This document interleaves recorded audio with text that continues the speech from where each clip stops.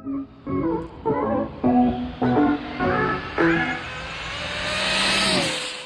YouTube, so we back with the race recap from the points race.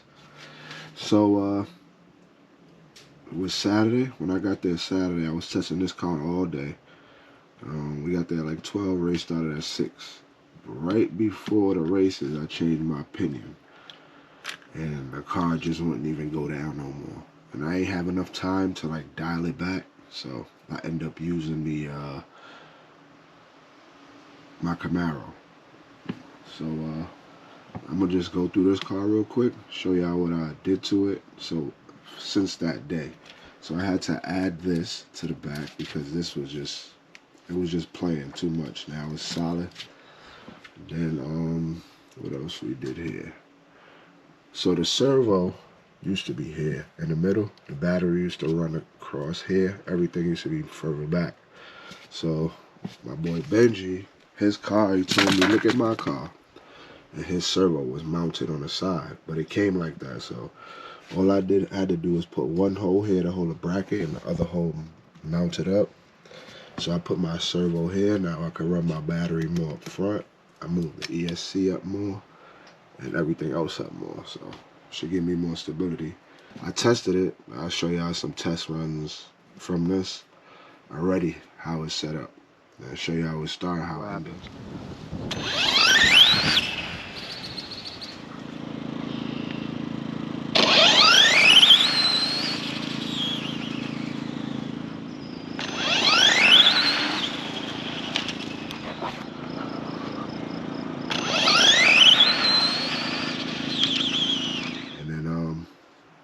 I'm gonna keep testing it, see what happens.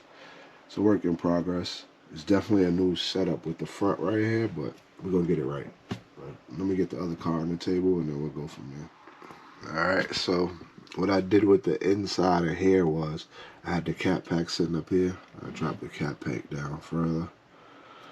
I would have liked to put the GNSS up front, but really ain't too much places. So I keep it here for now. I run the battery up here. But what changed in this car, when I went to go race, the first race, I heard something in the car, but I paid it no mind. So the second race, I put a special tune in here that was supposed to go at least 201 or something around there, and it went 209. So I knew something was wrong. So when I picked the car up, I revved it, and it was just a noise I was hearing. It wasn't sounding. So I went over to Benji, as y'all seen in the video, and I asked him what was wrong, and he said something was wrong with the motor. So I came home, pulled the motor apart, and that is the rotor.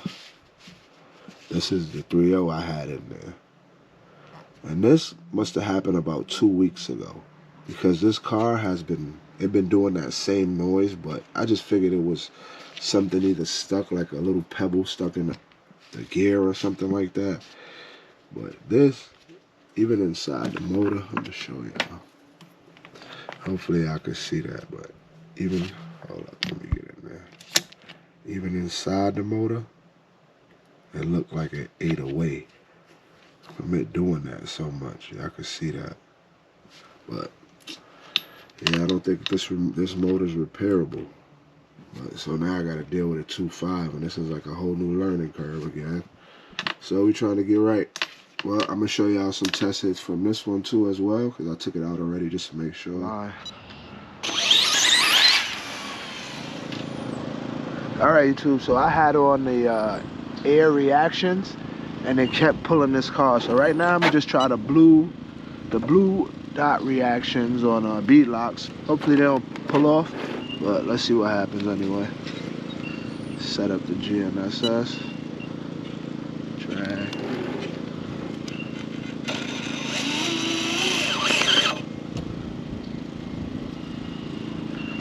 Alright. Start it. See if we get down.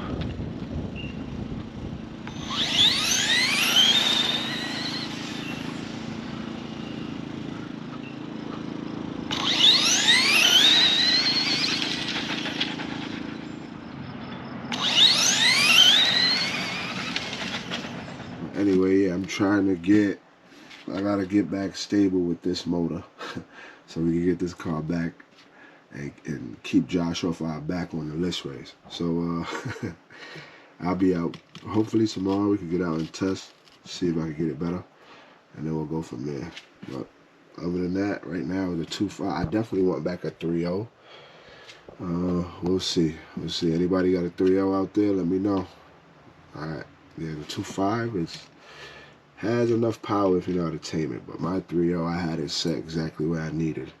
But now that I know the motor was going bad, I probably could have got a lot more power out of it. Because I never cleaned or checked that motor.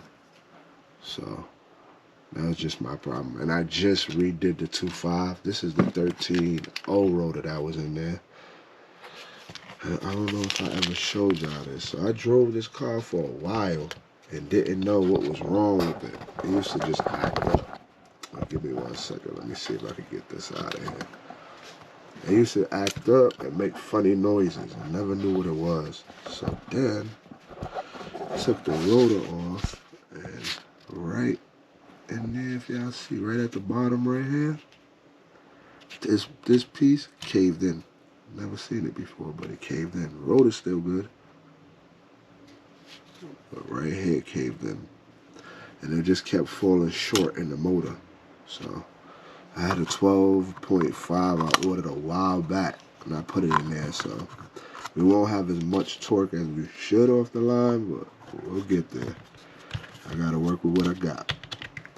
But anyway, that's the race recap. That's the 2 cars that I raced over the weekend.